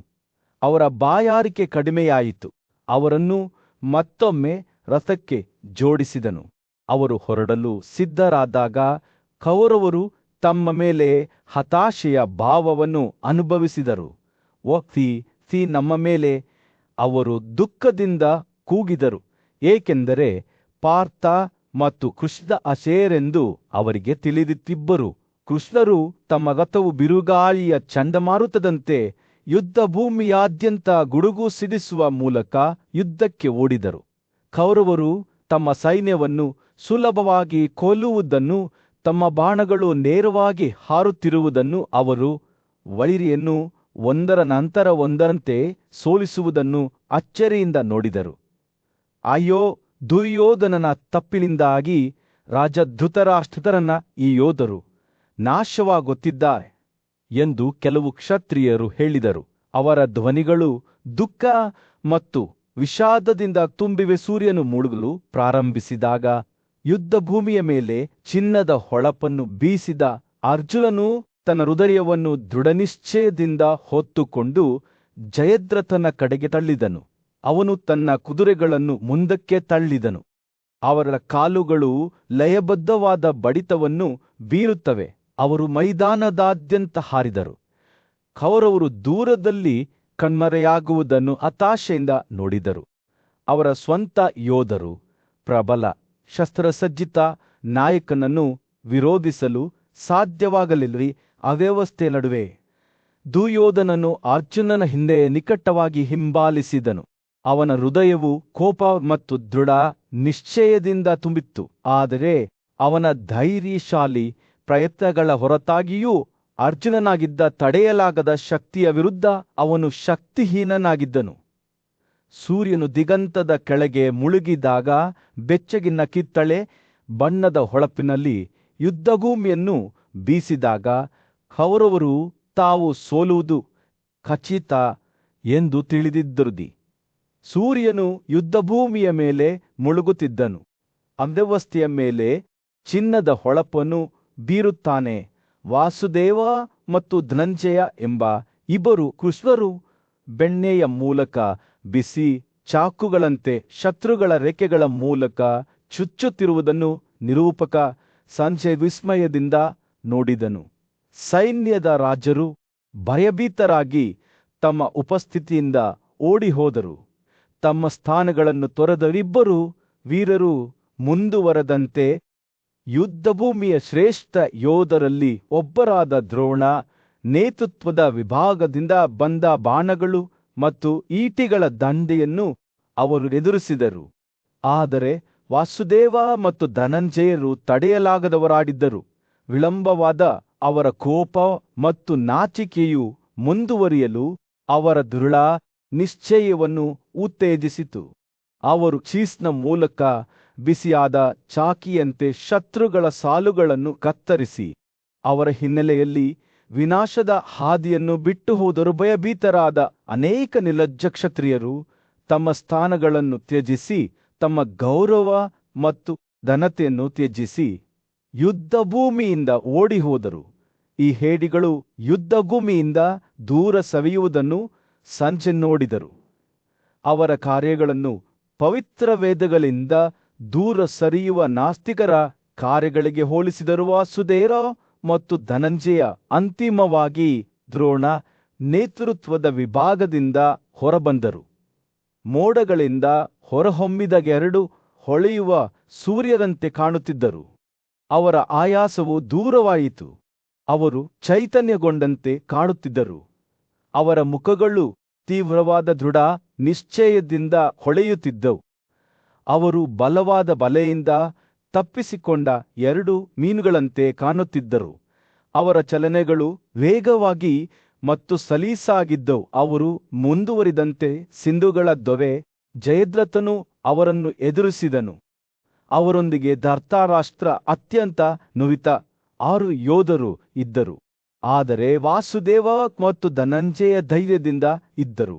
ಅವರ ಕಣ್ಣುಗಳು ಬೇಟೆಯನ್ನು ಕಾಯುತ್ತಿರುವ 2 ಹುಲಿಗಳಂತೆ ತಮ್ಮ ಗುರಿಯತ್ತ ನೆಟ್ಟವು. ಅವರ ಮುಖಗಳು ಕೋಪದಿಂದ ಕೆಂಪಾಗಿದ್ದವು. ತಮ್ಮ ಕಲ್ಲುಗಣಿಯನ್ನು ನುಂಗಲು ಒಂದು ಜೋಡಿ ಗಿಡುಗಗಳು ಕೆಳಗಿಳಿಯುವಂತೆ ಅವರು ಜಯದ್ರಥನ ಕಡೆಗೆ ಧಾವಿಸಿದರು. ಸಿಂಧುಗಳ ರಾಜನು ತನ್ನ ಹತ್ತಿರ ಬರುತ್ತಿದ್ದ ಇಬ್ಬರು ಕೃಷ್ಣರನ್ನು ನೋಡಿ ಭಯಭೀತರಾದನು. ಅವರ ವೈಭವ ಮತ್ತು ಕೋಪಕ್ಕೆ ಸಾಟಿಯಿಲ್ಲ. ವಾಸುದೇವ ಮತ್ತು ಧನಂಜಯರು ಜಯದ್ರಥನನ್ನು ಸಮೀಪಿಸುತ್ತಿರುವಾಗ ಅವರ ಚಲನೆಗಳು ವೇಗವಾಗಿ ಮತ್ತು ಮಾರಣಾಂತಿಕವಾಗಿರುವುದನ್ನು ಸಂಜಯನು ವಿಸ್ಮಯದಿಂದ ನೋಡಿದನು. ಯುದ್ಧದ ನಿರೀಕ್ಷೆಯಲ್ಲಿ ಅವರ ಸಂತೋಷವು ಸ್ಪಷ್ಟವಾಗಿತ್ತು. ಗಿಡುಗಗಳು ಮಾಂಸದ ತುಂಡನ್ನು ನುಂಗಲು ಕೆಳಗಿಳಿಯುವಂತೆ ಇಬ್ಬರು ಕೃಷ್ಣರು ತಮ್ಮ ಗುರಿಯತ್ತ ಧಾವಿಸುತ್ತಿದ್ದಂತೆ ದ್ರವ್ಸ್ ಮತ್ತು ಶಂಖಗಳ ಶಬ್ದವು ಗಾಳಿಯನ್ನು ತುಂಬಿತು. ಧೃತರಾಷ್ಟ್ರನ ವಿಲಮದನಾದ ದುರ್ಯೋಧನನು ಮಧ್ಯ ಪ್ರವೇಶಿಸುವ ಅವಕಾಶವನ್ನು ಕಂಡನು ಮತ್ತು ಜಯದ್ರಥನನ್ನು ಇಬ್ಬರು ಕೃಷ್ಣರಿಂದ ರಕ್ಷಿಸಲು ನಿರ್ಧರಿಸಿದ ಒಂದೇ ರಥದ ಮೇಲೆ ಓಡಿದನು. ಆದರೆ ಅದು ತುಂಬಾ ತಡವಾಗಿತ್ತು, ಏಕೆಂದರೆ ವಾಸುದೇವ ಮತ್ತು ಧನಂಜಯರನ್ನು ತಡೆಯಲಾಗಲಿಲ್ಲ. ಅವರ ಕೋಪ ಮತ್ತು ದೃಢನಿಶ್ಚಯವು ಅವರನ್ನು ಉಕ್ಕ ಚಂಡಮಾರುತದಂತೆ ಮುನ್ನಡೆಸಿತು. ಸಂಜೆಯನ್ನು ನೋಡುತ್ತಿರುವಾಗ ಅರ್ಜುನನಿಗೆ ಕೃಷ್ಣನು ಹೇಳಿದ ಮಾತುಗಳನ್ನು ಕೇಳಿದನು. ಓ ಪಾರ್ಥ, ನಾವು ಇತರರ ಭಯದಿಂದ ಪ್ರಭಾವಿತರಾಗಬಾರದು. ನಾವು ಕುಂತಿಯ ಮಕ್ಕಳು ಮತ್ತು ಒಂದು ಕಾಲದಲ್ಲಿ ಶ್ರೇಷ್ಠವಾಗಿದ್ದ ಹಸ್ತಿನಾಪುರ ರಾಜ್ಯವು ಈಗ ಪತನದ ಅಂಚಿನಲ್ಲಿತ್ತು. ತನ್ನ ಜನರ ಯಾತನೆಗಳಿಗೆ ಕುರುಡನಾಗಿದ್ದರೂ ಕಿವುಡರಾಗಿರದ ರಾಜ ಧೃತರಾಷ್ಟ್ರನು ತನ್ನ ವಿಶ್ವಾಸಾರ್ಹ ಸಲಹೆಗಾರ ಮತ್ತು ಸಾರಥಿಯಾದ ಸಂಜಯನ ಸಲಹೆಯನ್ನು ಕೇಳಿದನು. ಧೃತರಾಷ್ಟ್ರನು, ಹೇಳು, ಸಂಜಯ್ ಭೂರಿಶ್ರವರ ಮತ್ತು ಸಿಂಧುವಿಲ ದೊರೆಗಳ ಹತ್ಯೆಯ ನಂತರ ನಮ್ಮ ಮನಸ್ಸಿನಲ್ಲಿ ಏನಾಯಿತು? ಕುರುಗಳ ನಡುವೆ ನನ್ನ ಮಗ ದುರ್ಯೋಧನನಿಗೆ ದ್ರೋಣನು ಏನು ಹೇಳಿದನು? ಸಂಜಯನು ಕಥೆಯನ್ನು ಹೇಳುವಾಗ ಅವನ ಧ್ವನಿಯು ನಡುಗಿತು. ಓ ಭರತ, ಭೂರಿಶ್ರವರ ಮತ್ತು ಸಿಂಧುವಿಲ ಅರಸನ ಹತ್ಯೆಯ ನಂತರ ನಿನ್ನ ಸಹಚರರ ನಡುವೆ ಜೋರಾಗಿ ಕೂಗು ಬಂತು. ಅವರೆಲ್ಲರೂ ನಿನ್ನ ಮಗನ ಸಲಹೆಗಳನ್ನು ಕಡೆಗಣಿಸಿದವು. ಆ ಸಲಹೆಗಳ ಪರಿಣಾಮವಾಗಿ ಕುರುಷರ ನಾಯಕರು ಕೊಲ್ಲಲ್ಪಟ್ಟರು. ಸಂಜಯನ ಮಾತುಗಳನ್ನು ಕೇಳಿದಾಗ ಧೃತರಾಷ್ಟ್ರನ ಹೃದಯವು ನೋವುಂಟು ಮಾಡಿತು. ಪಾಂಡವರ ಕೋಪವನ್ನು ಪ್ರಚೋದಿಸುವಲ್ಲಿ ತನ್ನ ಮಗ ದುರ್ಯೋಧನನು ಪ್ರಮುಖ ಪಾತ್ರ ವಹಿಸಿದ್ದನೆಂದು ಆತನಿಗೆ ತಿಳಿದಿತ್ತು ಮತ್ತು ಈಗ ಅವರ ರಾಜ್ಯವು ಅದರ ಬೆಲೆಯನ್ನು ಪಾವತಿಸುತ್ತಿದೆ. ಸಂಜಯನು ಮುಂದುವರಿಸಿದನು, ದ್ರೋಣನು ನಿನ್ನ ಮಗನ ಈ ಮಾತುಗಳನ್ನು ಕೇಳಿದಾಗ ದುಃಖದಿಂದ ತುಬಿ ಹೋದನು. ಸ್ವಲ್ಪ ಹೊತ್ತು ಯೋಚಿಸುತ್ತಾ, ಓ ಮಹಾರಾಜನೇ, ಅವನು ಈ ಮಾತುಗಳನ್ನು ಬಹಳ ಸಂಕಟದಿಂದ ಹೇಳಿದನು. ದುರ್ಯೋಧನನೊಂದಿಗೆ ಮಾತನಾಡುವಾಗ ದ್ರೋಣನ ಧ್ವನಿಯು ಸಭೆಯಲ್ಲೆಲ್ಲ ಪ್ರತಿಧ್ವನಿಸಿತು. ಅವನ ಮಾತುಗಳು ದುಃಖ ಮತ್ತು ವಿಷಾದದಿಂದ ಕೂಡಿದವು. ಓ ದುರ್ಯೋಧನನೇ, ನೀನು ನನ್ನನ್ನು ಏಕೆ ಈ ರೀತಿ ಮಾತಿನ ದಂಡೆಗಳಿಂದ ಚುಚ್ಚುತ್ತಿ? ಅರ್ಜುನನು ಯುದ್ಧದಲ್ಲಿ ಸೋಲಲು ಅಸಮರ್ಥನಾಗಿದ್ದಾನೆ ಎಂದು ನಾನು ನಿನಗೆ ಮೊದಲೇ ಹೇಳಿದ್ದೆ. ಕಿರೀಟದಿಂದ ಅಲಂಕರಿಸಲ್ಪಟ್ಟ ಅರ್ಜುನನಿಂದ ರಕ್ಷಿಸಲ್ಪಟ್ಟ ಸಿಕಂದಿನ ಭೀಷ್ಮನನ್ನು ಕೊಂದನು. ತಮ್ಮ ಕಾಲದ ಶ್ರೇಷ್ಠ ಯೋಧನಾದ ಭೀಷ್ಮನ ಪತನವನ್ನು ನೆನಪಿಸಿಕೊಂಡ ದ್ರೋಣನ ಕಣ್ಣುಗಳು ಕಣ್ಣೀರಿನಿಂದ ತುಂಬಿದವು. ದೇವರುಗಳು ಮತ್ತು ದಾನವರಿಂದ ಸೋಲಲು ಅಸಮರ್ಥನಾಗಿದ್ದ ವಾಸ್ತವವಾಗಿ ಯುದ್ಧದಲ್ಲಿ ಕೊಲ್ಲಲ್ಪಟ್ಟ ಭೀಷ್ಮನನ್ನು ನೋಡಿದಾಗ ಆಗಲೂ ಈ ಭರತ ಸೈನ್ಯವು ಅವನತಿ ಹೊಂದುತ್ತದೆ ಎಂದು ನನಗೆ ತಿಳಿಯಿತು. ದ್ರೋಣನ ಮಾತುಗಳು ಗಾಳಿಯಲ್ಲಿ ತೂಗಾಡುತ್ತಿದ್ದಂತೆ ಸಭೆಯು ಮೌನವಾಯಿತು. ಅವನು ದಾಳಗಳ ಆಟದ ಬಗ್ಗೆ ಪಾಂಡವರನ್ನು ಮೋಸಗೊಳಿಸಲು ಇದು ಹೇಗೆ ಒಂದು ತಂತ್ರವಾಗಿತ್ತು ಮತ್ತು ಅವರಿಗೆ ಬರಲಿರುವ ವಿಪತ್ತನ್ನು ವಿದುರನು ಹೇಗೆ ಮುನ್ಸೂಚಿಸಿದ್ದನು ಎಂಬುದರ ಬಗ್ಗೆ ಮಾತನಾಡಿದನು. ದ್ರೋಣನು, ಅಯ್ಯೋ, ಜಯನು ವೇಗವಾಗಿ ಹಾರಿಸಿದ ಆ ಬಾಣಗಳು ಸಹ ಈಗ ನಮ್ಮನ್ನು ಕೊಲ್ಲುತ್ತಿವೆ. ವಿದುರನು ಅವುಗಳನ್ನು ಅಂತಹವು ಎಂದು ನಿರೂಪಿಸಿದ್ದರೂ ನೀವು ಅವುಗಳನ್ನು ಹಾಗೆ ಅರ್ಥ ಮಾಡಿಕೊಳ್ಳಲಿಲ್ಲ. ಮತ್ತೆ ಆ ಮಾತುಗಳು ಬುದ್ಧಿವಂತ ಮತ್ತು ಉನ್ನತ ಆತ್ಮದ ವಿದುರನು ತನ್ನ ಕಣ್ಣುಗಳಲ್ಲಿ ಕಣ್ಣೀರು ಸುರಿಸುತ್ತಾ ಶಾಂತಿಯನ್ನು ಸೂಚಿಸುವ ಆ ಶುಭ ಮಾತುಗಳನ್ನು ನಿನಗೆ ಹೇಳಿದನು. ಆಗ ನೀನು ಕೇಳಲಿಲ್ಲ. ತನ್ನ ಸ್ವಂತ ಭಾವನೆಗಳ ಬಗ್ಗೆ ಮಾತನಾಡುವಾಗ ದ್ರೋಣನ ಧ್ವನಿಯು ಬಲಗೊಳ್ಳತೊಡಗಿತು. ಈಗ ಮುಂತಿಳಿಸಿದ ಆ ವಿಪತ್ತು ಬಂದಿದೆ.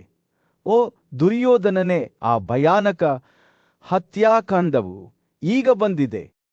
ಸೂರ್ಯನು ತನ್ನ ಕೋಪ ಮತ್ತು ದೃಢನಿಶ್ಚಯದಿಂದ ಉತ್ತೇಜಿಸಲ್ಪಟ್ಟ ರಾಜ ದುರ್ಯೋಧನನು ಅರ್ಜುನನ ಮೇಲೆ 3 ವೇಗದ ಬಾಣಗಳಿಂದ ದಾಳಿ ಮಾಡಿದನು. ಅದು ಅವನ ವೈರಿಯ ಹೃದಯದೊಳಗೆ ಆಳವಾಗಿ ಚುಚ್ಚಿತು. ಆದರೆ ಅರ್ಜುನನು ಧೈರ್ಯದಿಂದ ಕಲ್ಲಿನ ಮೇಲೆ ಗುಂಡು ಹಾರಿಸಿದ ಮತ್ತು ಸುಂದರವಾದ ಗರಿಗಳಿಂದ ಅಲಂಕರಿಸಿದ 4 ಮತ್ತು 10 ದಂಡೆಗಳನ್ನು ಹೊಡೆದನು. ದುರ್ಯೋಧನನ ಅಭೇದ್ಯ ಕಕ್ಷಾಕವಚದಿಂದ ಅವರನ್ನು ಹಿಮ್ಮೆಟ್ಟಿಸಿದನು. ಅರ್ಜುನನ ಪಕ್ಕದಿಂದ ಈ ಮಾತುಕತೆಯನ್ನು ನೋಡುತ್ತಿದ್ದ ಕೃಷ್ಣನು ಆಶ್ಚರ್ಯದಿಂದ ಬೆಟ್ಟಗಳ ಚಲನೆಯಂತಹ ದೃಶ್ಯವನ್ನು ನಾನು ಹಿಂದೆಂದೂ ನೋಡಿಲ್ಲ. ಓ ಪಾರ್ಥ, ನಿನ್ನ ಬಾಣಗಳು ಕಡಿಮೆಯಾಗುತ್ತಿವೆ ಮತ್ತು ಯಾವುದೇ ಪರಿಣಾಮ ಬೀರಲು ವಿಫಲವಾಗುತ್ತಿವೆ. ಅರ್ಜುನನು ಒಂದು ಕ್ಷಣ ಯೋಚಿಸಿ ಈ ರಕ್ಷಾಕವಚವನ್ನು ದ್ರೋಣನು ದುರ್ಯೋಧನನ ದೇಹದ ಮೇಲೆ ಹಾಕಿದ್ದಾನೆ. ಇದು 3 ಲೋಕಗಳ ಶಕ್ತಿಯನ್ನು ಆನುವಂಶಿಕವಾಗಿ ಪಡೆದುಕೊಳ್ಳುವಂತಹ ಅಭೇದ್ಯವಾಗಿದೆ ಎಂದು ಉತ್ತರಿಸಿದನು. ಕೃಷ್ಣನು ಅರ್ಥ ಮಾಡಿಕೊಳ್ಳಲು ತಲೆಯಾಡಿಸಿದನು, ಆದರೆ ಅವನ ಅಭಿವ್ಯಕ್ತಿ ಗಂಭೀರವಾಯಿತು. ಓ ಪಾರ್ಥ, ನೀನು ಈ ರಕ್ಷಾಕವಚವನ್ನು ನಿನ್ನ ಬಾಣಗಳಿಂದ ಚುಚ್ಚಲು ಹೆಣಗಾಡುತ್ತಿರುವುದನ್ನು ನಾನು ನೋಡುತ್ತಿದ್ದೇನೆ. ಅರ್ಜುನನು ಒಂದು ಆಳವಾದ ಉಸಿರನ್ನು ತೆಗೆದುಕೊಂಡು ಉತ್ತರಿಸಿದನು, ಈ ರಕ್ಷಾಕವಚವು ಬ್ರಹ್ಮನಿಂದ ಸೃಷ್ಟಿಸಲ್ಪಟ್ಟ ದೈವಿಕವಾಗಿದ್ದರೂ ನಾನು ಇನ್ನೂ ಕುರುರಾಜಕುಮಾರನನ್ನು ಸೋಲಿಸುತ್ತೇನೆ. ಆಕಾಶಗಳ ಮುಖ್ಯಸ್ಥನು ಈ ರಕ್ಷಾಕವಚವನ್ನು ಅನ್ಯನಿಗೆ ಕೊಟ್ಟನು, ಯಾರಿಂದ ಅದನ್ನು ಬೃಹಸ್ಪತಿ ಮತ್ತು ಕುರಂದರದ ಮೂಲಕ ನನಗೆ ಹಸ್ತಾಂತರಿಸಲಾಯಿತು.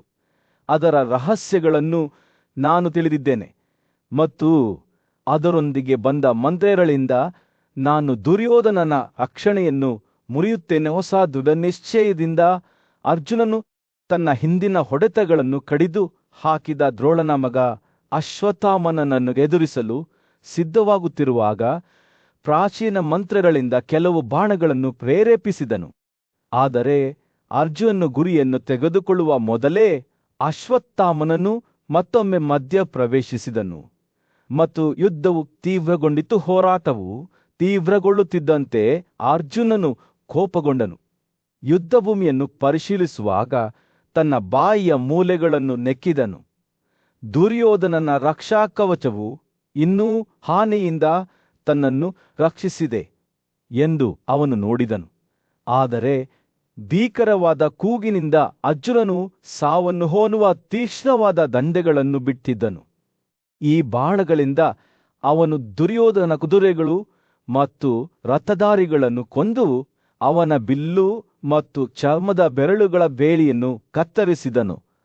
ಅನೇಕ ಯೋಧರು ಆತನ ಸಹಾಯಕ್ಕೆ ಧಾವಿಸಿದಾಗ ಈಗ ಕಾರಿಲ್ಲದ ಮತ್ತು ಗಾಯಗೊಂಡಿದ್ದ ಕುರು ರಾಜನು ಸಂಕಷ್ಟಕ್ಕೆ ಸಿಲುಕಿದನು. ಆದರೆ ಅರ್ಜುನನು ತನ್ನ ಶಸ್ತ್ರಾಸ್ತ್ರಗಳ ಬಲದಿಂದ ಆ ಸೈನ್ಯವನ್ನು ಕೊಲ್ಲಲು ಪ್ರಾರಂಭಿಸಿದನು. 100 ಕಾರುಯೋಧರನ್ನು ಮತ್ತು ಆನೆಗಳನ್ನು ನೆಲಕ್ಕೆ ಅಪ್ಪಳಿಸಿದ ಯುದ್ಧವು ತನ್ನ ಪರಾಕಾಷ್ಠೆಯನ್ನು ತಲುಪುತ್ತಿದ್ದಂತೆ ಕೃಷ್ಣನು ತನ್ನ ಶಂಖವನ್ನು ಜೋರಾಗಿ ಹಾರಿಸಿದನು. ಅರ್ಜುನನು ತನ್ನ ಬಿಲ್ಲು ಗಾಂಧೀವವನ್ನು ಬಹಳ ಬಲದಿಂದ ಎಳೆದನು. ಕುರು ಯೋಧರು ಗುಂಪು ಗುಂಪಾಗಿ ನೆಲದ ಮೇಲೆ ಬೀಳುತ್ತಿದ್ದಂತೆ ಅವರ ಶಂಖಗಳು ಮತ್ತು ಬಿಲ್ಲುಗಳ ಶಬ್ದವು ಗಾಳಿಯನ್ನು ತುಂಬಿತು. ಅರ್ಜುನನ ಕಾಲ್ ಗಾಳಿಯಿಂದ ಹರಿಯುವ ಮೋಡದಂತೆ ಹೊಳೆಯಿತು. ಕೌರವರು ಮತ್ತು ಪಾಂಡವರ ನಡುವಿನ ಯುದ್ಧವು ಪ್ರಾರಂಭವಾಗಿತ್ತು. ರಾಜ ಧೃತರಾಷ್ಟ್ರನ ಬುದ್ಧಿವಂತ ಮತ್ತು ವಿಶ್ವಾಸಾರ್ಹ ಸಲಹೆಗಾರನಾದ ಸಂಜಯನು ಪಕ್ಕದಲ್ಲಿ ನಿಂತು 2 ಸೈನ್ಯಗಳು ಘರ್ಷಣೆಗೊಳ್ಳುವುದನ್ನು ಉಸಿರು ಬಿಗಿ ಹಿಡಿದು ನೋಡುತ್ತಿದ್ದನು. ಸೂರ್ಯನು ಯುದ್ಧಭೂಮಿಯಲ್ಲಿ ಬೀಳುತ್ತಿದ್ದಂತೆ ಕೌರವ ಯೋಧರು ಭೂರಿಶ್ರವರು ಸಾಲ, ಕರ್ಣ, ವೃಷಸೇನ, ಜಯದ್ರಥ, ಕೃಪಾ ಮತ್ತು ದ್ರೋಣನ ಮಗ ಅಶ್ವತ್ಥಾಮನ್ ಅವರ ನೇತೃತ್ವದಲ್ಲಿ ತಮ್ಮ ಮಿನುಗುವ ರಥಗಳ ಮೇಲೆ ಮುಂದೆ ಸಾಗಿದರು. ಅವರ ಕುದುರೆಗಳ ಕಾಲುಗಳು ಭೂಮಿಯನ್ನು ಕೊಡೆದವು. ಅವರು ಪಾಂಡವ ಯೋಧ ಅರ್ಜುನನ ಕಡೆಗೆ ಗುಡುಗು ಹಾಕುತ್ತಿದ್ದಂತೆ ಗಾಳಿಯಲ್ಲಿ ಆಘಾತದ ಅಲೆಗಳನ್ನು ಕಳುಹಿಸಿದವು. ಶಂಖಗಳ ಶಬ್ದವು ಗಾಳಿಯಲ್ಲಿ ಬೀಸುತ್ತಿತ್ತು. ಆಕಾಶ ಮತ್ತು ಭೂಮಿಯನ್ನು ಕಿವಿಯನ್ನು ಒಡೆಯುವ ಕರ್ಕಶ ಧ್ವನಿಯಿಂದ ತುಂಬುತ್ತಿತ್ತು. ಕೃಷ್ಣ ಎಂದೂ ಕರೆಯಲ್ಪಡುವ ವಾಸುದೇವ ಮತ್ತು ಧನಂಜಯ ಅಥವಾ ಅರ್ಜುನರು ತಮ್ಮದೇ ಆದ ಶಂಖಗಳಾದ ದೇವದತ್ತ ಮತ್ತು ಪಂಚಜನ್ಯವನ್ನು ಹಾರಿಸಿದರು. ಇದು ಬ್ರಹ್ಮಾಂಡದ ಅಡಿಪಾಯವನ್ನು ಅಲುಗಾಡಿಸುವಂತೆ ತೋರುವ ಧ್ವನಿ ಸ್ಫೋಟವನ್ನು ಸೃಷ್ಟಿಸಿತು. ಅರ್ಜುನನು ಸೆರೆಹಿಡಿದಿದ್ದ ಜಯದ್ರಥನನ್ನು ರಕ್ಷಿಸಲು ಉತ್ಸುಕನಾಗಿದ್ದ ಕೌರವರ ಯೋಧರು ಕೋಪ ಮತ್ತು ದೃಢನಿಶ್ಚಯದಿಂದ ತುಂಬಿದ್ದರು. ದ್ರೋಣನ ಮಗ ಅಶ್ವತ್ಥಾಮನು ವಾಸುದೇವನ ಮೇಲೆ ಬಾಣದ ನಂತರ ಬಾಣವನ್ನು ಹಾರಿಸಿ ಅವನ ಮೇಲೆ 70 ಬಾರಿ ಹೊಡೆದನು. ಅರ್ಜುನನು ತನ್ನದೇ ಆದ 100 ಬಾಣಗಳಿಂದ ಕರ್ಣ ಮತ್ತು ವೃಷಸೇನನನ್ನು ಚುಚ್ಚಿದ ಯುದ್ಧವು ಉಲ್ಬಣಗೊಂಡಿತು. ಪ್ರತಿಯೊಬ್ಬ ಯೋಧನೂ ಶೌರ್ಯ ಮತ್ತು ಕೌಶಲ್ಯದ ಸಾಧನೆಗಳಲ್ಲಿ ಇತರರನ್ನು ಮೀರಿಸಲು ಪ್ರಯತ್ನಿಸಿದನು. ಮದ್ರದ ರಾಜನಾದ ಸಾಲ್ಯನು ಅರ್ಜುನನ ಮೇಲೆ 10 ಬಾಣಗಳನ್ನು ಹಾರಿಸಿದನು. ಆದರೆ ಜಯದ್ರಥನು ಅವನ ಮೇಲೆ 77 ದಂಡೆಗಳಿಂದ ಕೊಡೆದನು.